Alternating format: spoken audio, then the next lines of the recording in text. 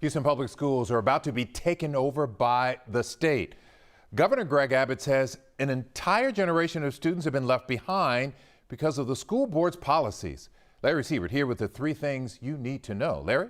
HISD will have a new board and superintendent, both reporting directly to Texas's Commissioner of Education, and he plans to pick people from the HISD community that he feels committed to serve students. Now, the district status dropped a level to accredited warned, meaning HISD is one step from probation or losing accreditation altogether. That would mean lost funding, colleges not recognizing HISD diplomas, which affects who moves in, who moves out, and potentially property values. Now, the reason for all of this, HISD's school board. Investigators found board members made decisions outside public meetings, acted individually, tried to tamper with contracts. There are also complaints that members broke Texas open meeting rules. But it's the way the board handled Wheatley High School that triggered the state's response. For 7 straight years, its academic accountability got an F. That's the state's lowest ranking. Despite orders to show improvement, the state's education chief saw none and moved to take over. Now, the current board meets tomorrow afternoon.